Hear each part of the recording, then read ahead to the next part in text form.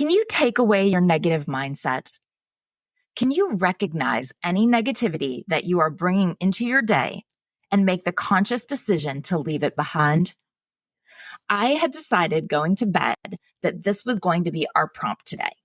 And then the mantra from my morning meditation happened to be, I will only attract positive energy today. So clearly the universe agreed with me. We often find ourselves stuck in negative cycles of thoughts or experiences. We end up thinking the same negative thoughts over and over in a type of loop thinking. We do the same with our experiences. Maybe you're in a new job, but you're having the same problems with a coworker that you had at the last two jobs. Or you have the same issues with a new partner or a new friend as you did with the last. You may feel like you're trapped. Somehow you've become a prisoner to your thoughts and emotions. Why does this keep happening to me? Is it me? Well, it might not be you per se, but it might very well be your attention. Is your attention being drawn to particularly negative thoughts? Are you being sucked into loops of experiences that trigger your anxiety and your irritation? Do you keep doing the same things, hoping for a different result? Maybe you're stuck on something. You just can't let it go. And without resolving it, the negativity just keeps intensifying. So yes, you find yourself stuck in a loop of negativity. Can you look at a pattern of negativity that you are bringing into your day and make the conscious effort to leave it out? Maybe you recognize that you start every day annoyed with your partner for not helping you out more. Or maybe you are already disgusted by your teenager's dirty room. Or you go into work tired of being asked to do something that you think is someone else's job. Or maybe you glance in the mirror, knowing full well before you do that you think you look old and fat.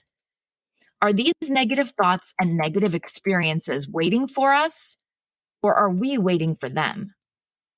To break out of the cycle, you need to shift your attention.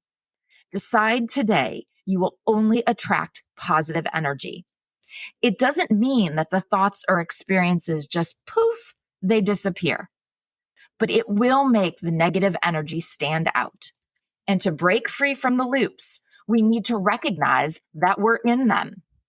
You have the power to control them. Even if you are faced with that partner or that teen or that coworker, you may not be able to control them, but you always have the ability to control your reaction to them. So today, can you take away your negative mindset? Can you recognize any negativity that you are bringing into your day and make the conscious decision to leave it behind?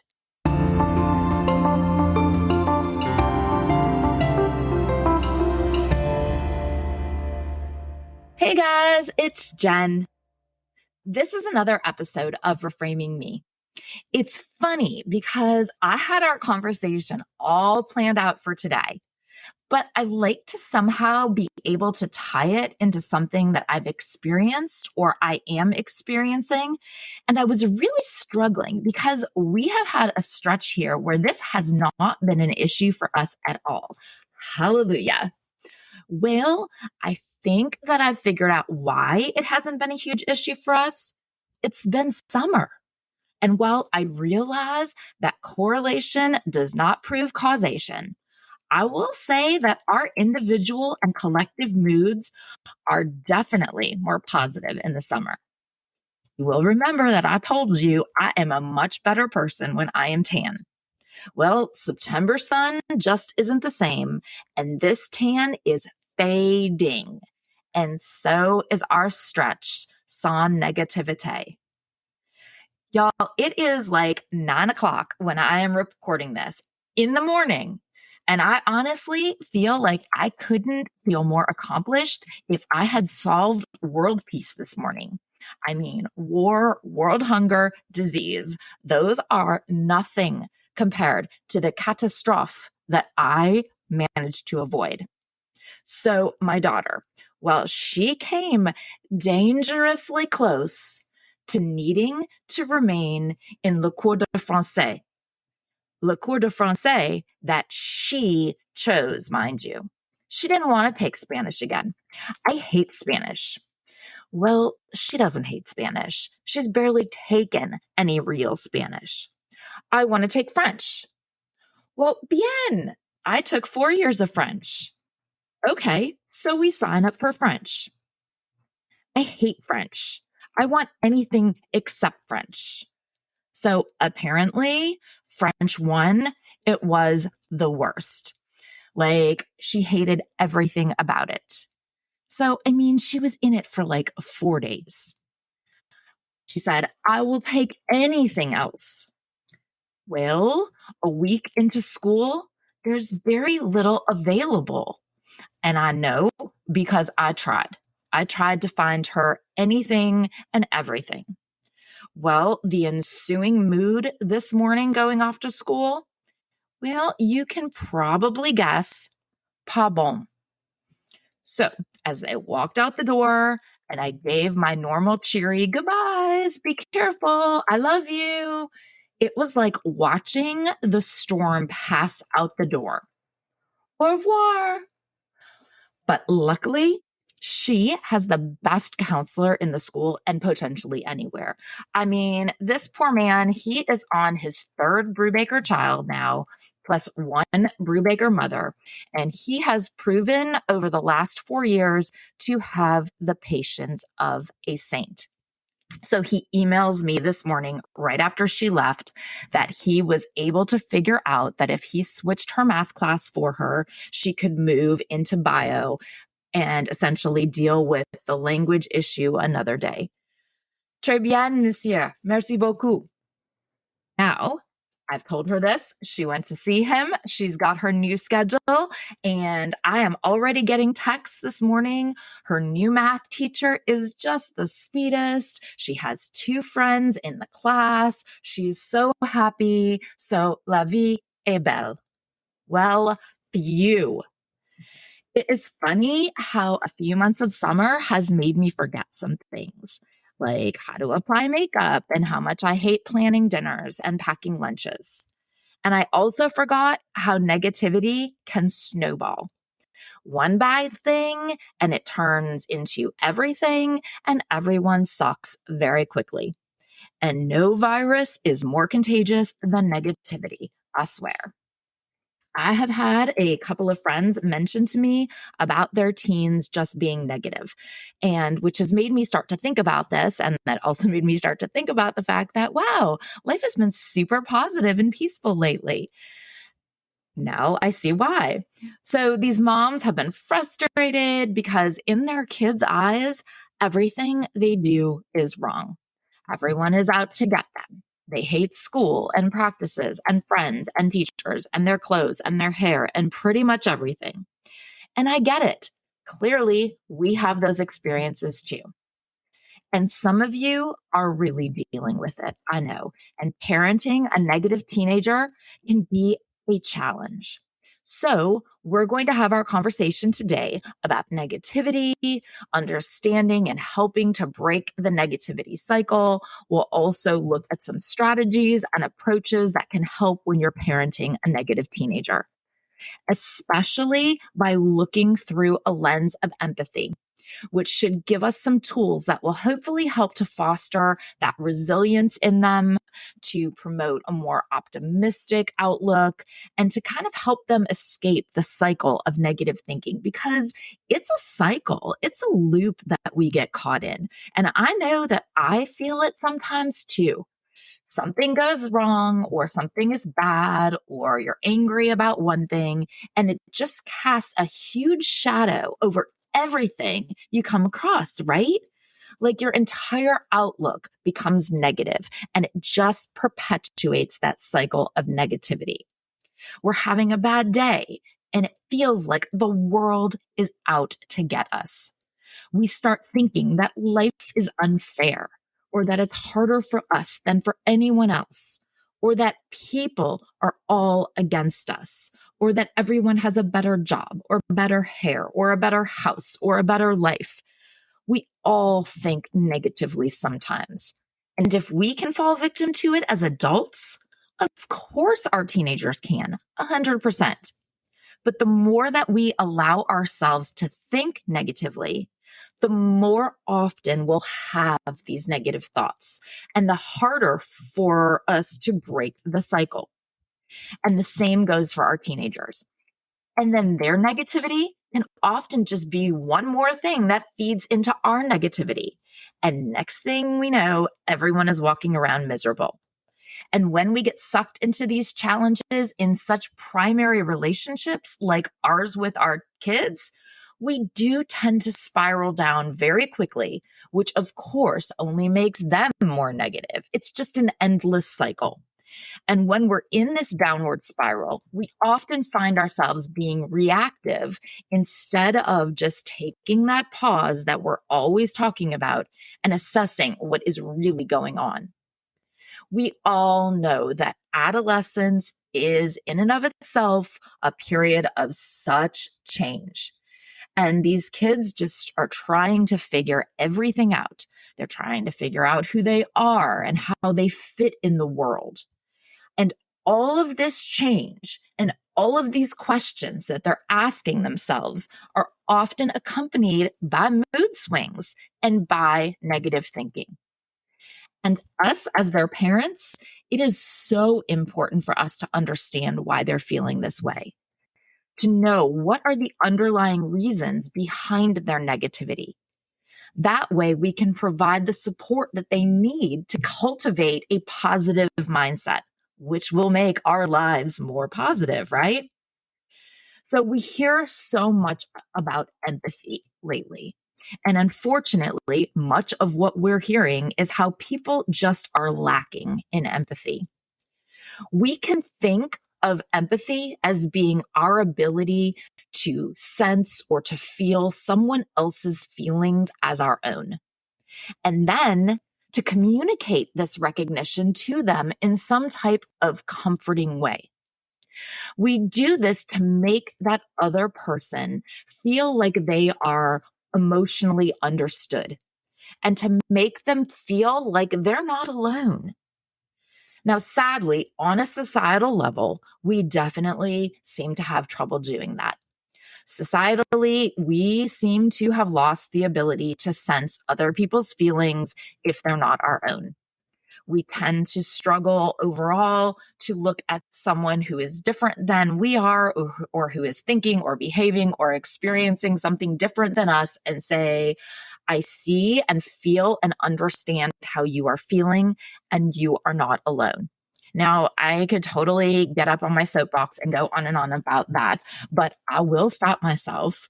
But I do think that as parents, we want to do our part and we want to raise empathetic kids. It is common to see things like teens today, they lack empathy. And, how can you build your child's sense of empathy and how to raise empathetic kids? Strategies to promote empathy in your teens. But you know what the first step or strategy always is? Be a good role model. Model empathetic behavior. Show them empathy. Now, this was super easy when they're young, right? When our 3-year-old had a potty training accident, we look at them and we know they're trying. We tell them it's okay and we clean it up. We know it's hard to learn this kind of thing.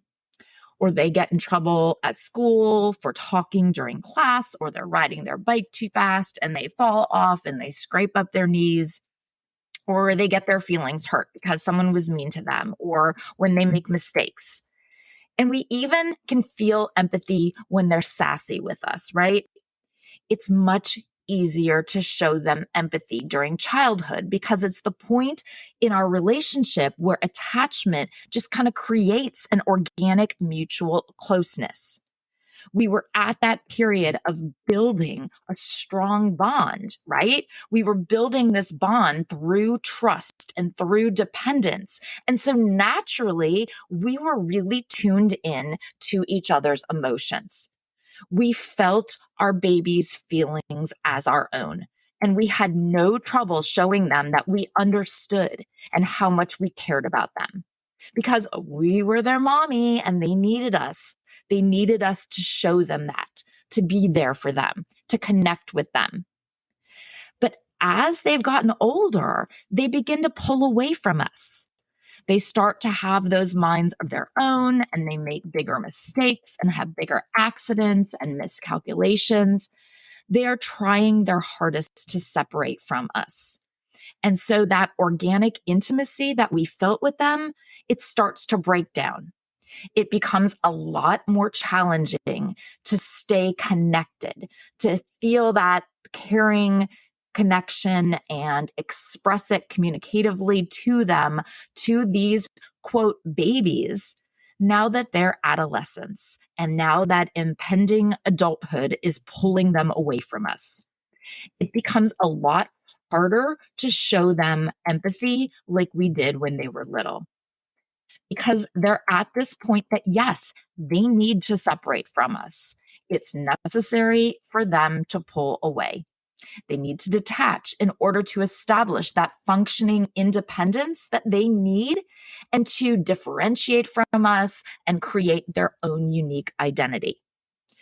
Just like society, like I said, as a whole, has a problem feeling and showing empathy to those who are unlike themselves, who are differentiated from themselves.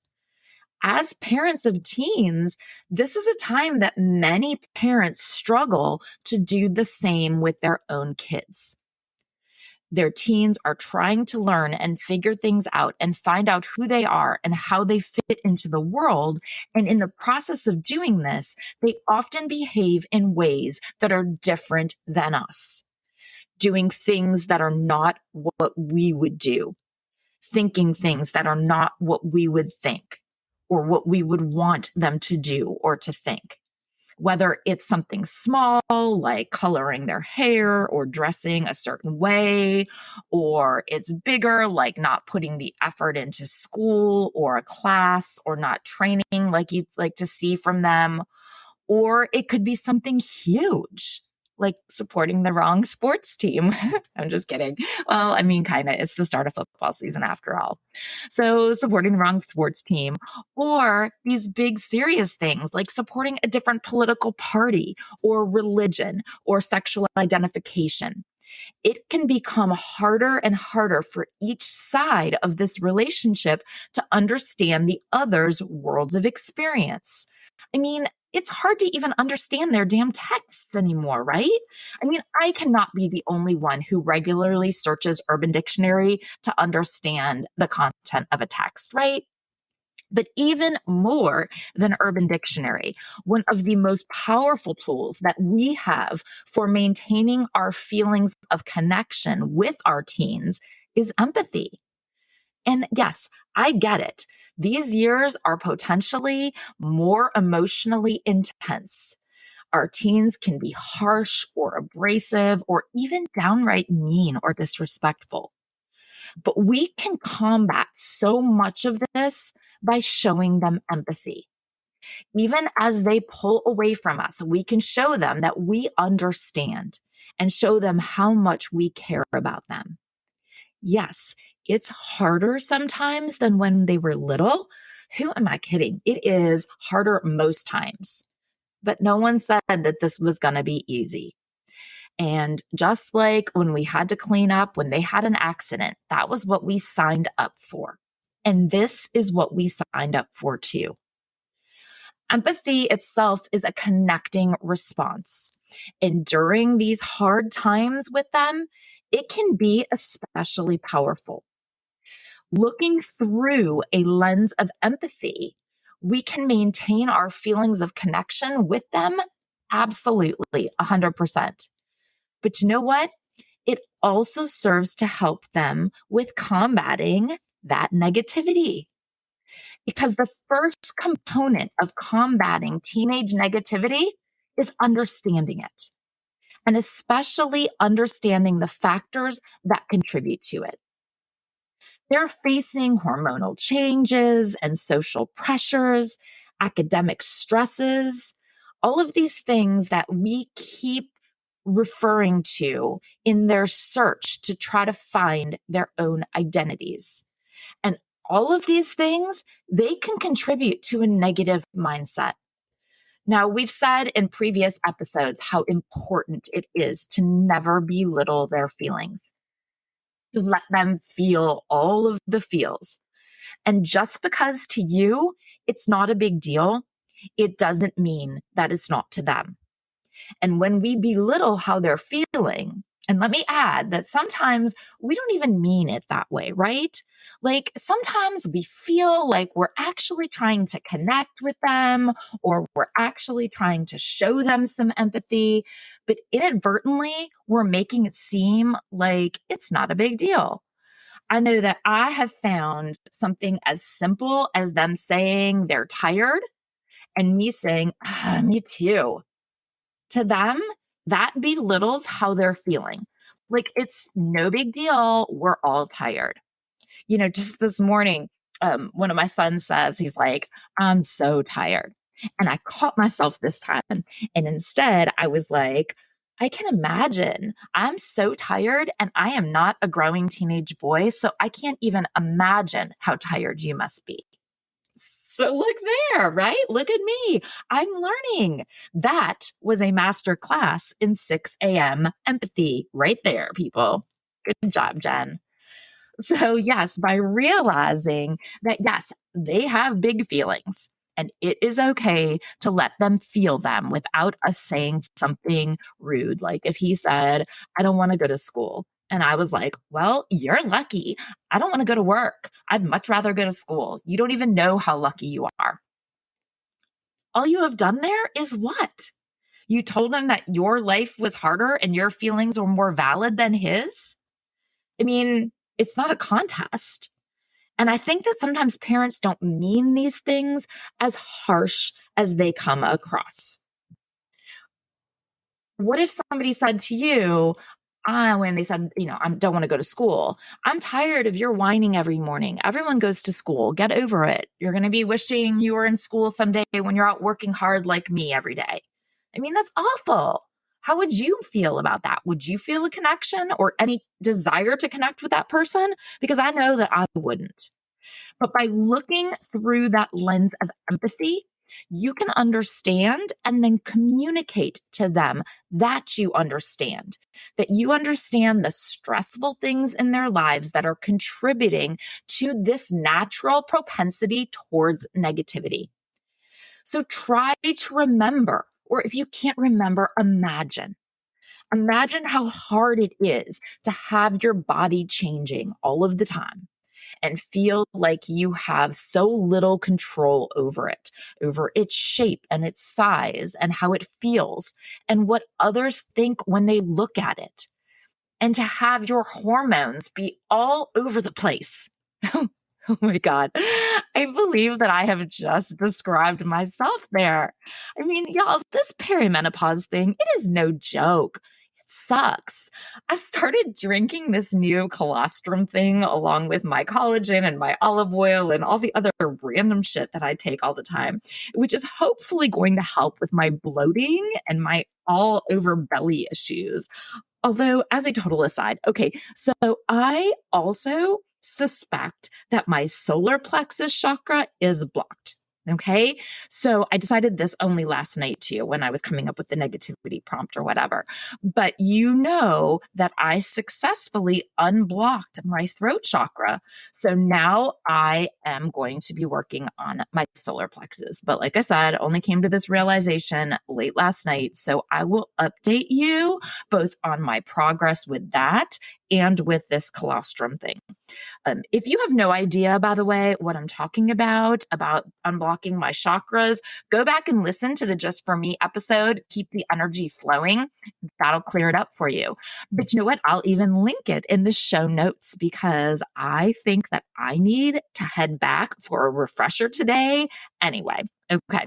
So, all right, I have no idea where I was. What was I? See, that's another perimenopause symptom right there, this flakiness and forgetfulness. Okay. So yes. So try to put yourself in their shoes. Understand how hard it is to feel the way that they're feeling, to have the social and academic and societal pressures on you, to be making decisions that you are asked to make while feeling like these decisions are much too big for you to be in charge of, and you are much too ill-equipped to make them. All right, by understanding the factors and challenges that they are facing, now you can approach your teen's negativity with empathy and with compassion. All right, so second, and I know I say this week after week after week, but it never changes. Communicate, communicate, communicate. It's always so important. Effective communication is a vital in parenting a negative teenager. So create a safe and a non-judgmental space where they feel comfortable expressing their thoughts and their emotions. Just last week, we talked about being a good listener, right? Well, listen actively, validate their feelings, and show that empathy. Don't judge or criticize or dismiss them or their concerns because that just further reinforces their negativity. So encourage open communication, and that will foster trust and it will help us to gain some insights into their perspective. Third, create a supportive environment at home that encourages positivity and resilience. So make sure that you help to encourage healthy relationships with family and with friends. Encourage those relationships where they can feel valued and supported. Because I know that I can definitely tell the difference between my kids with certain people versus with others. And there is a distinct difference in their negativity when they have healthy people around them versus when they have had toxic people around them. 100%. And I know I can see the influence of unhealthy relationships in their lives immediately. And then at home, it's important for us to find the balance between setting clear expectations and boundaries, but still allowing them some autonomy to make their own choices. We need to celebrate their choices that are good and their achievements, no matter how small, and provide constructive feedback, which is not the same as constructive criticism, by the way. All right.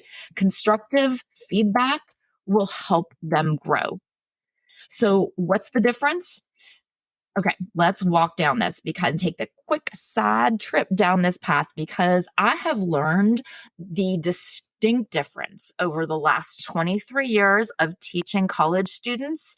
And there is a huge difference between how they respond to constructive feedback versus how they respond to constructive criticism. And our kids are no different. So constructive criticism focuses on what we don't want from them, whereas constructive feedback focuses on what we do want from them.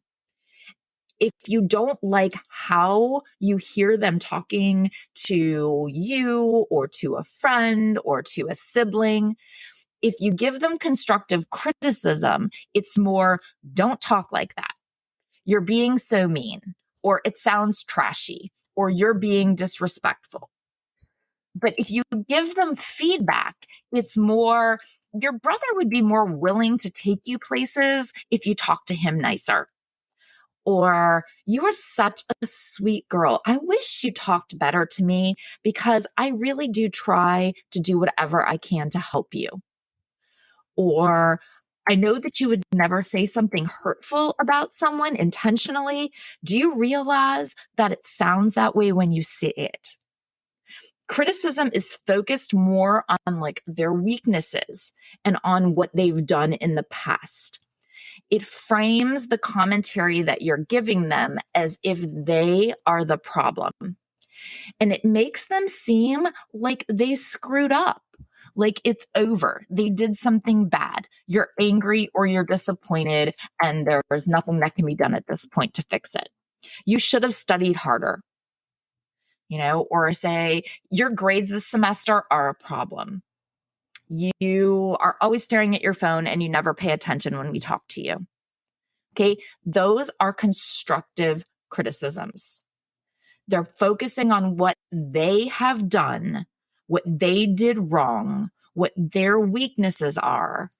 They are the problem, and it happened in the past, and now you've already kind of been set in your response to it. Instead, constructive feedback focuses on the future and on building up their strengths. It puts you almost kind of as a team, and it says that we can make this better together.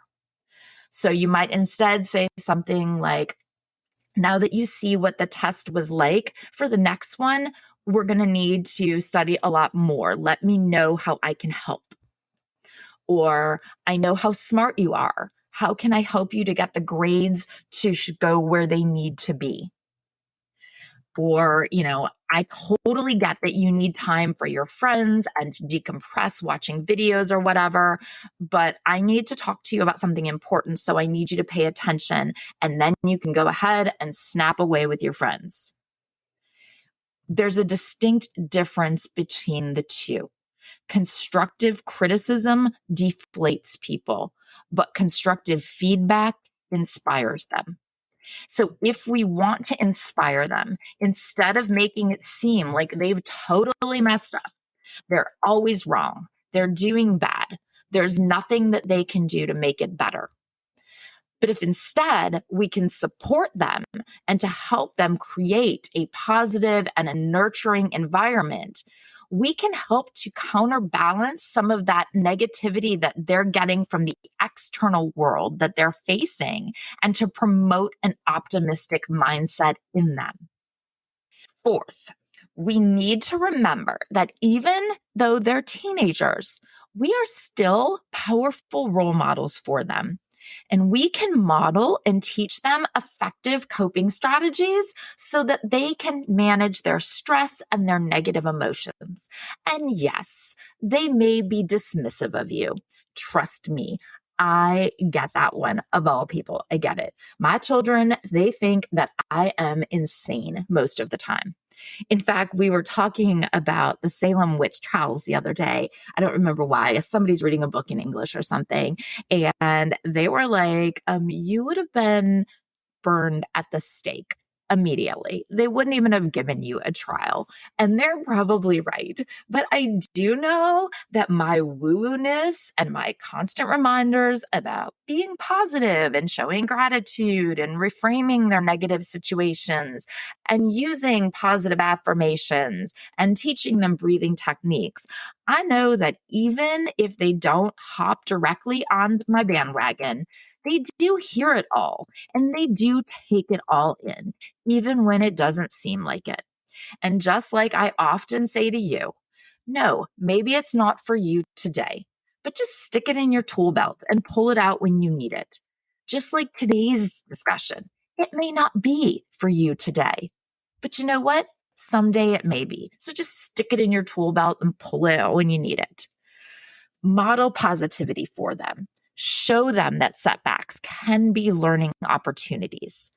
Emphasize the importance of self-care.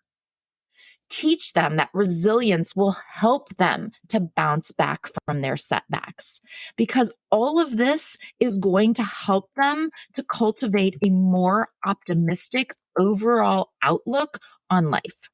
Okay, fifth, we need to let go of our own reactive impulses.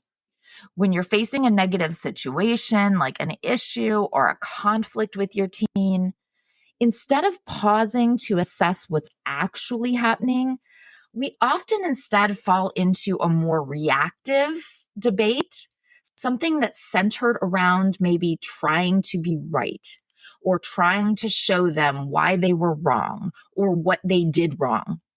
But keep in mind, this right versus wrong perspective, it sets up a no-win situation, right? So think about it. If I am having an issue with my child and if I need to be right, that makes them wrong, right? We can't have two rights. So if I have to be right, then somebody's got to be wrong. They're wrong. Now, how is that ever going to help make them more positive? Did I make the situation better in any way by proving that I was right? I bet they're a lot less negative now. No. And this right versus wrong competitive energy, it's only making them more antagonistic. So what we really need to do instead is don't just look at them as being the problem or being wrong or being the negative one or doing wrong. Instead, we need to shift back into a healthy and supportive mindset. We need to instead work through the situation together. Don't be reactive. We all know that parenting a negative teenager requires patience. It's not easy, but we didn't sign up for easy. If we can show them empathy and we can be supportive and we can keep communication open and just have that commitment to fostering a much more positive mindset, we can counter much of the negativity that they face. And if we can understand those underlying causes of their negativity, we can help them to navigate this really challenging time of their life. And then we can all remember that la vie est belle. Thank you so much for listening. Please remember to follow the show so that you don't miss out on any new content. And please share it with your friends who might also benefit from or enjoy the show, because that is how we will grow our community. Reach out to me on socials, on Instagram and TikTok at Reframing Me. And on Facebook, it's both Reframing Me and join the Facebook group Reframing Me, the podcast community, to connect with other women who are also raising teens and rediscovering themselves. Until next time, be well, communicate, and stay positif.